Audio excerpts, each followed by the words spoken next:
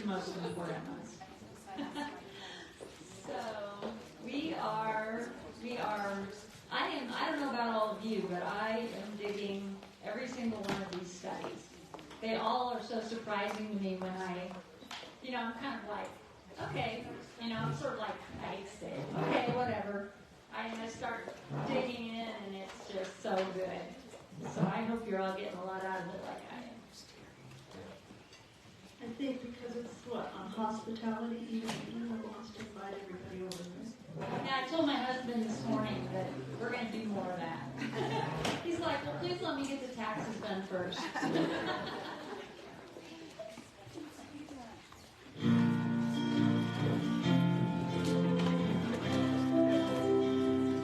On your feet.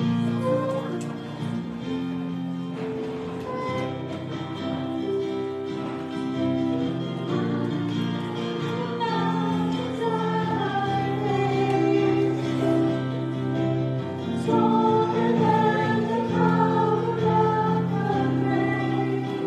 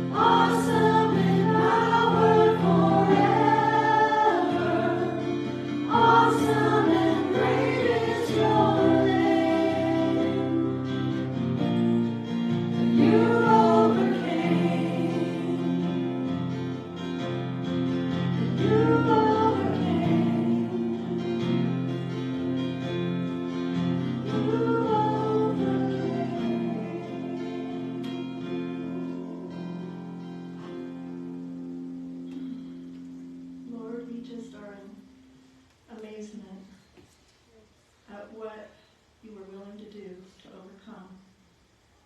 overcome our sin. And we just consider it an honor and a privilege to be able to gather together and fellowship, not only with each other, but to fellowship with you. And during this time, may we be focused on not just the God of the universe, God of creation, but the God and the Lord of our lives.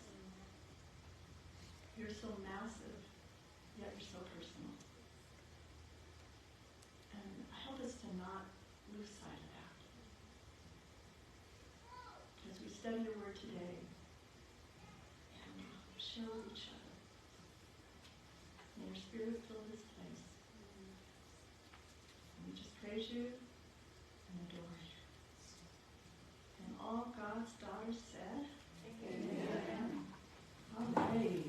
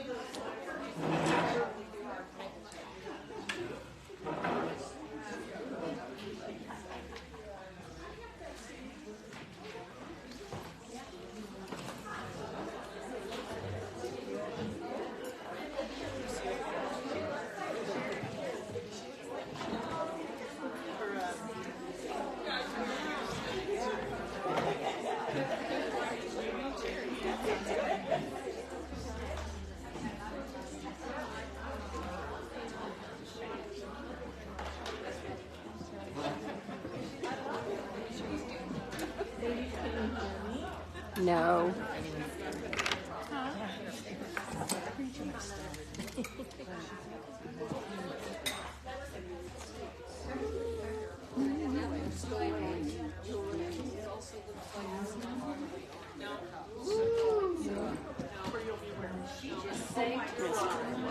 What? I didn't turn it off. Mine is missing. I picked up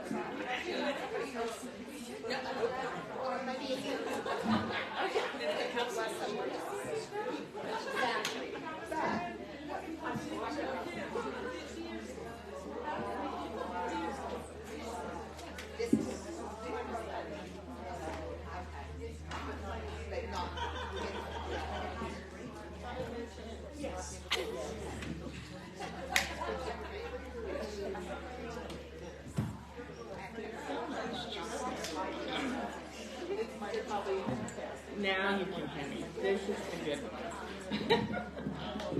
The good mic. Okay, hopefully you have your coffee and your cell phones are turned off and you have your notebooks, your workbooks open because you're going to want to take notes.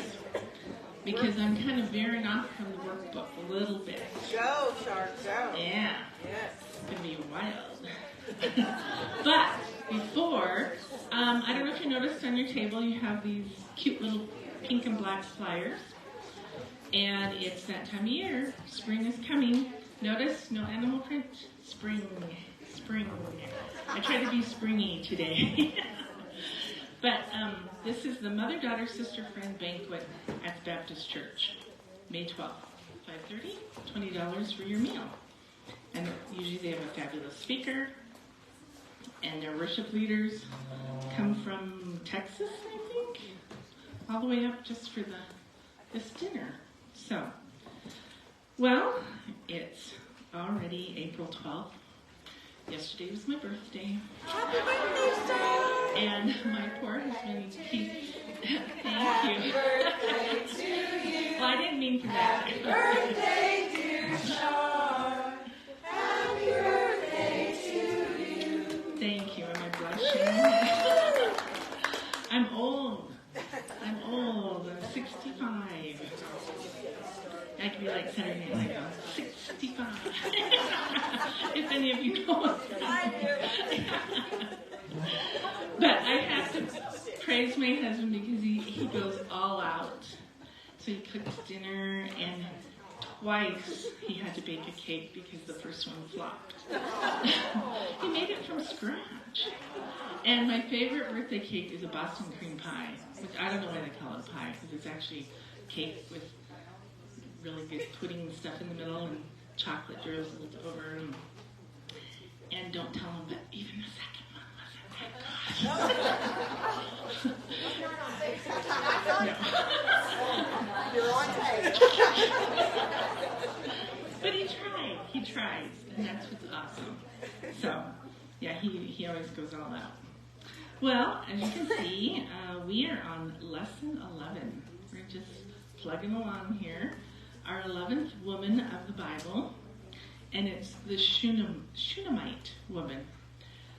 Now, raise your hand, and like Renee and I were talking, like, I don't remember this story, and so raise your hand if you're very familiar with the Shunammite woman. Not very familiar. Well, I don't know if you're very familiar. No, you just kind of know of her, right? And something else to remember is keeping it straight. Is it Elijah or Elisha?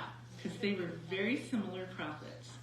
Did very similar things, mostly because Elisha was a prodigy of Elijah.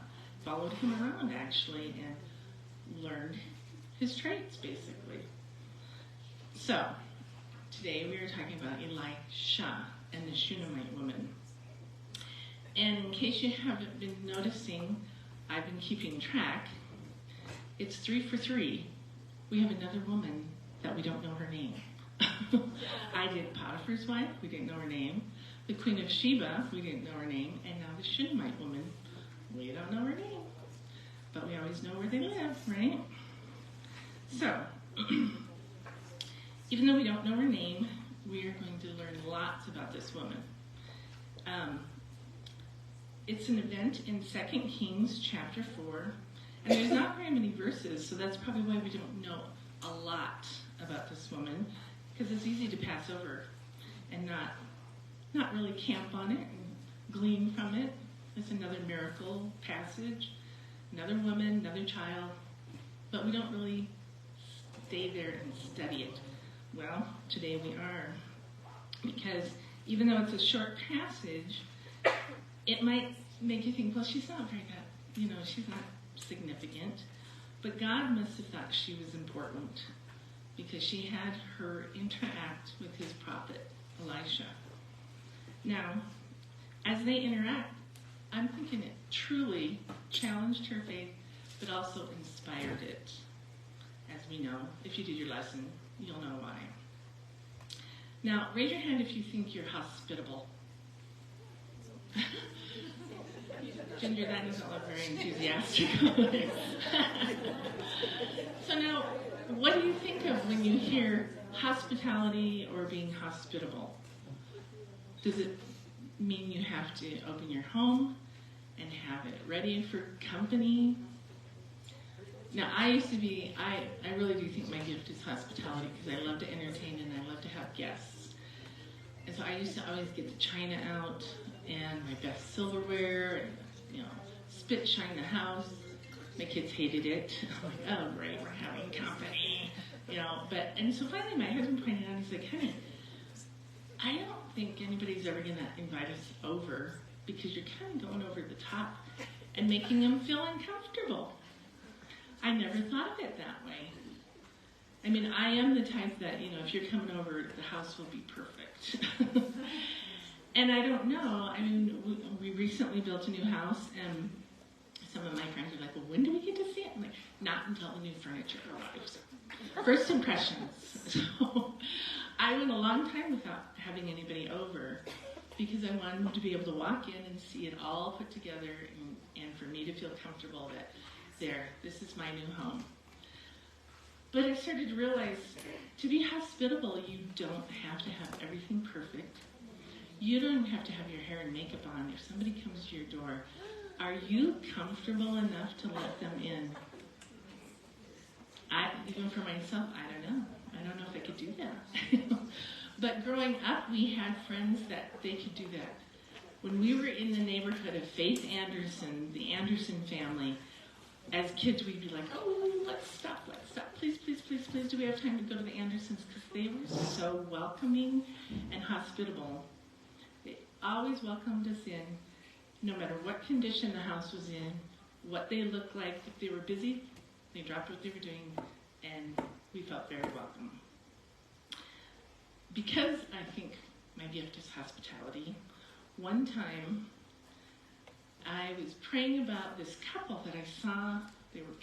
They weren't hitchhiking, but they had heavy backpacks, and they were resting on the corner. This was when we lived in Duluth, Minnesota.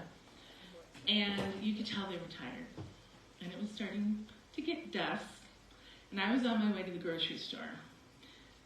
And you know that verse, angels unaware?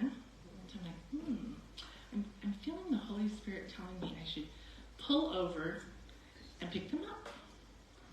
So total strangers. And they looked like they were probably in their mid-20s.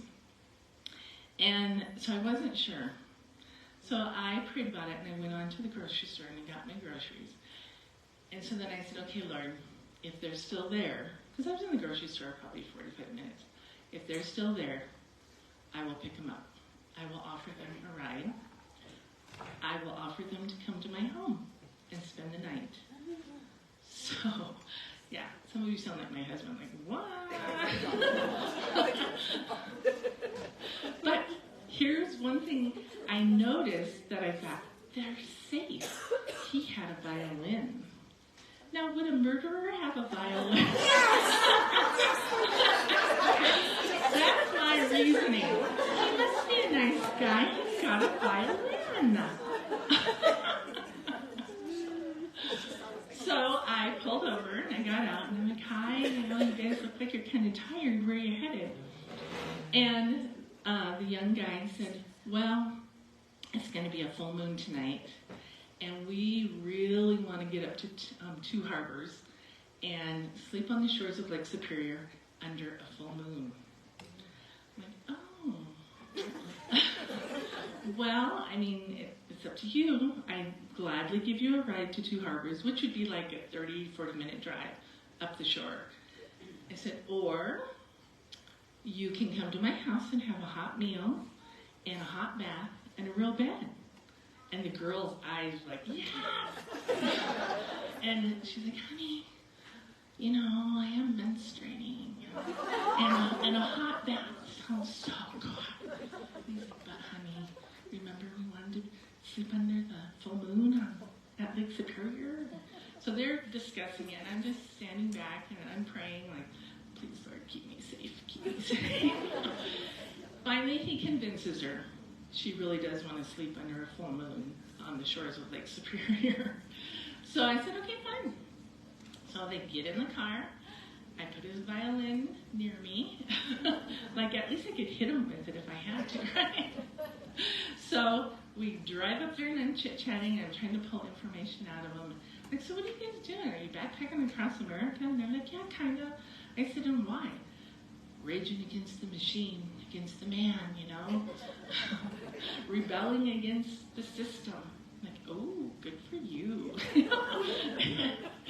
And so get them up there, and and I'm praying for an opportunity to share the gospel. I kind of hinted, but I really didn't get there. So I just thought, okay, I'm just entertaining angels unaware, and I opened my trunk and I said, you guys need any food? Anything you see here, you can have.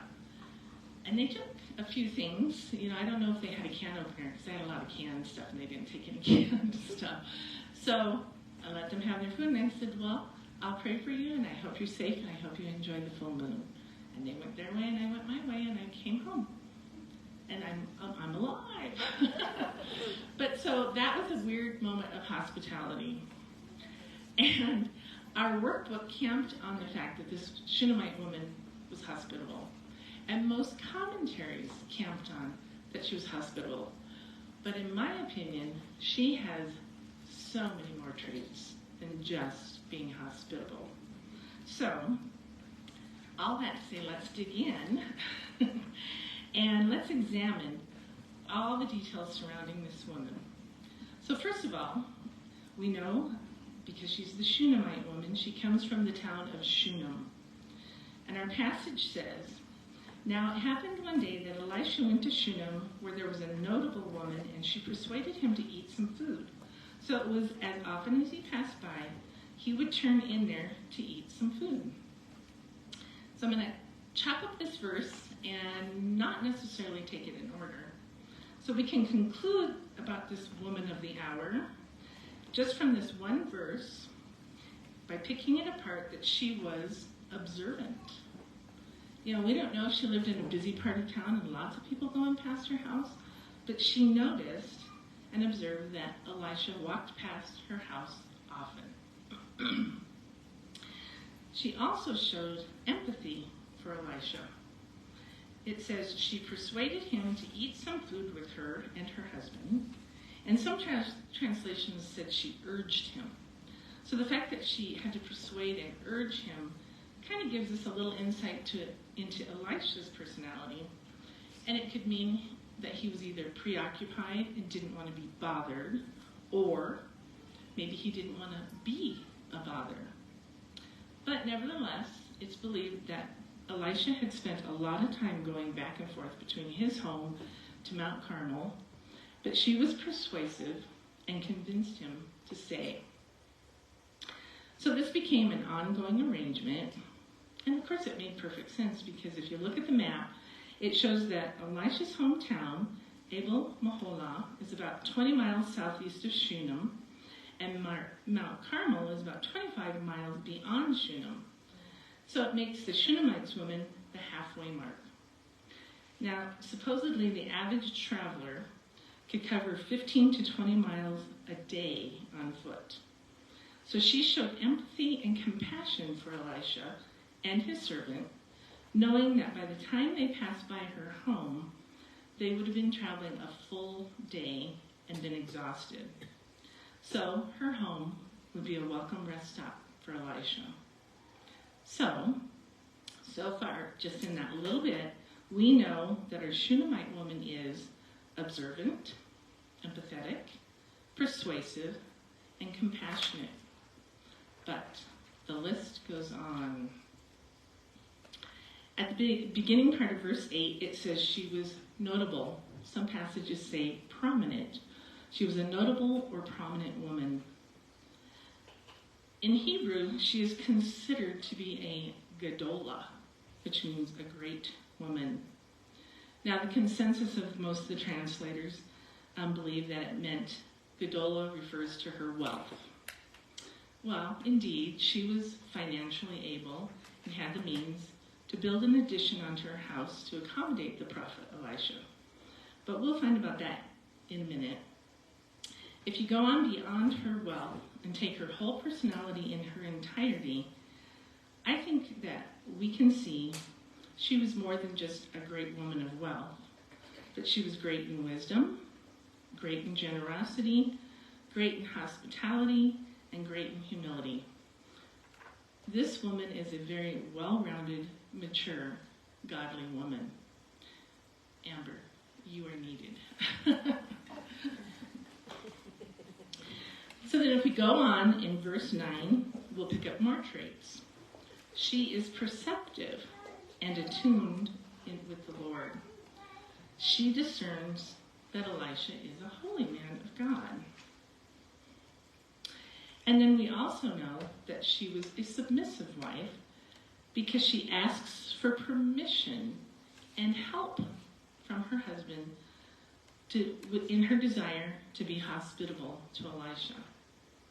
Now, I found that refreshing because, for a change, she didn't connive sneak around and go behind his back to achieve her plan to build this apartment for Elisha. They worked on it together.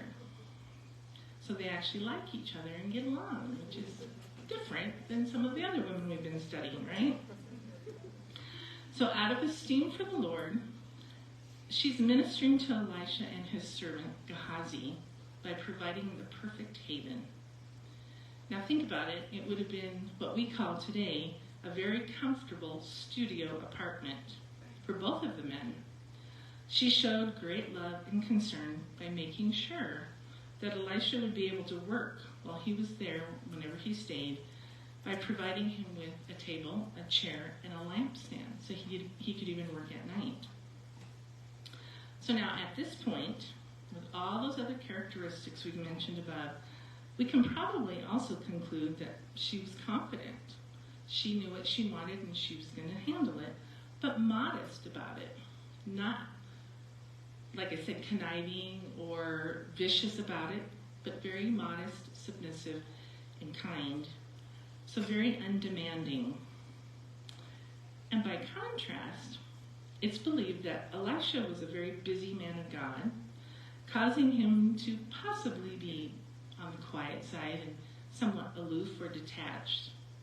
But something to keep in mind, aside from Jesus, Elisha performed the most miracles in the Bible, thus a very busy man. But one curious fact that we know about Elisha is that he has a quick temper that resulted in the death of 42 children because they were teasing him and calling him a bald head. Yikes. Some men are a little sensitive about their hairline, huh? But to his credit, even though he might have been a little detached, Elisha was thoughtful enough to want to repay the Shunammite woman for her hospitality. But being aloof or detached, he really didn't know what she needed.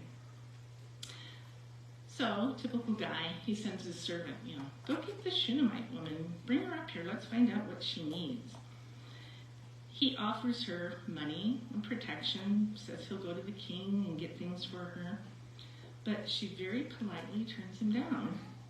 She didn't ask for anything in return for her generosity. So again, a very modest, humble woman.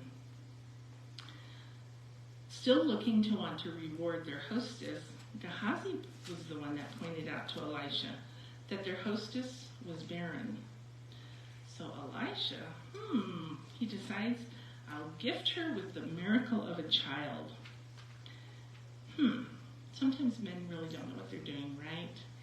Because something to think about, unlike some of the other barren women in our Bible, there's nothing that says this Shunammite woman had been praying for a child. Nor did her life seem incomplete without a child. She had learned to be content in all of her circumstances. It was Elisha's idea for her to become a mother, not hers. He delivered this prophecy to her. It says, at this season next year, you will embrace a son. Her response probably surprised Elisha when she says, no, my lord, O man of God, do not lie to your maidservant. Now her reply indicates that she probably did long to be a mother, but she didn't want Elijah to play with her emotions because she had already learned to be satisfied in her place in life. The fact that Elisha didn't even know she was barren shows she wasn't wallowing in her pain or infertility, causing it for her to become inward or act like a victim.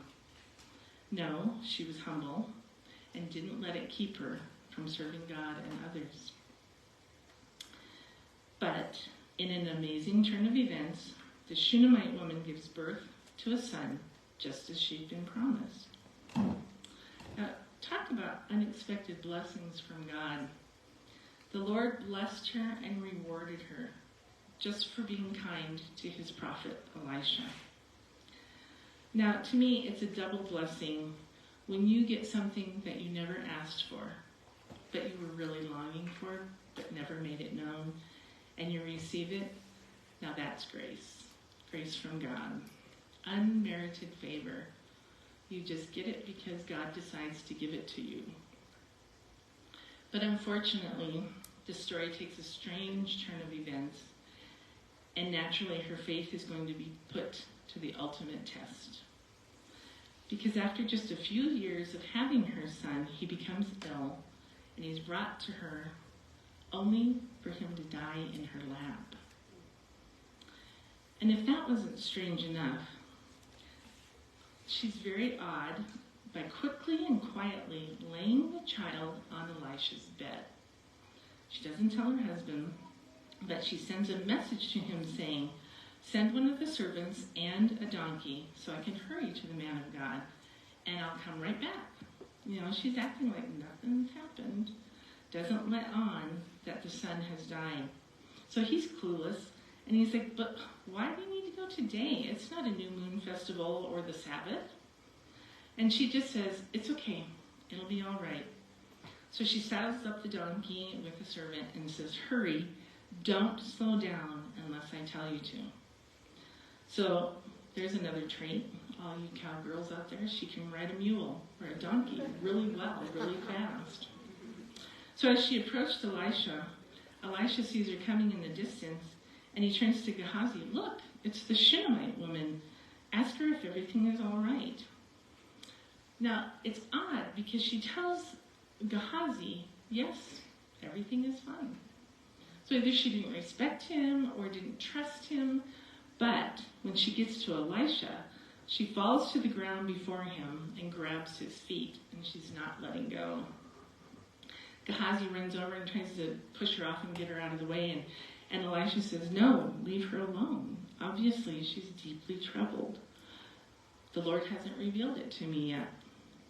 Then she says, "Did I ask you for a son, my Lord? And didn't I say, don't deceive me and get my hopes up?"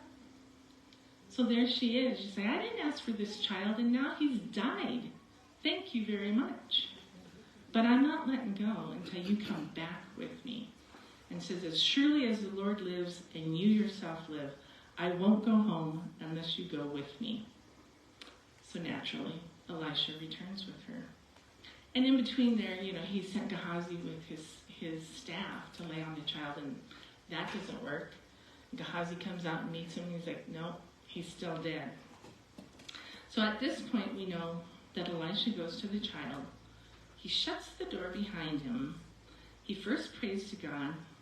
Then he tries some unusual things to try to revive the boy. Today we'd probably call it CPR. I'm not sure. But it was still quite odd. And thankfully, God allows the boy to come back to life. And as he's waking up, he sneezes 7 times. Why? We'll never know. Except that 7 is God's perfect number, right? So 7 sneezes to announce, "I'm alive." That's just another one of those interesting Bible details that we can ask when we get to heaven, right? So why 7 sneezes, God? And he's like, don't worry about it. But here's something that I thought was really amazing about our Shunammite woman. Once the child is revived, her first response is that she bows down to Elisha in gratitude. Then she goes and picks up her son. Now, I don't know about you. Would you have done it in that order? No, you'd probably run over and grab your child because you're so thankful he's alive. And then hopefully, maybe on your way out, thank Elisha and ultimately thank the Lord for bringing him back to you. But I feel like her reaction shows us what a deep and profound faith this Shunammite woman had. And of all of the women that we've studied so far, I think she's my new favorite woman of the Bible. Like I said earlier, she seems to be the ultimate example of being a very well-rounded, godly woman, not just hospitable. Because if you remember, she was observant, empathetic, persuasive, compassionate, notable or prominent, perceptive, submissive, confident and secure, modest, gracious in her giving, content, and grateful. So this woman, she's a woman of great faith. She trusted God in all of her circumstances. She was content. I hope someday I can be like the Shunammite woman, well-rounded, a godly woman that's content in all of my circumstances, knowing that my God is in control of everything. Sorry, don't always mean to cry, but it reminds me of 1 Timothy 6:6, a good verse to memorize. Now godliness with contentment is great gain, for we've brought nothing into this world, and it is certain we can carry nothing out. And having food and clothing, with these we shall be content. So that couple on the shore of Lake Superior, they had food and clothes, and they seemed content.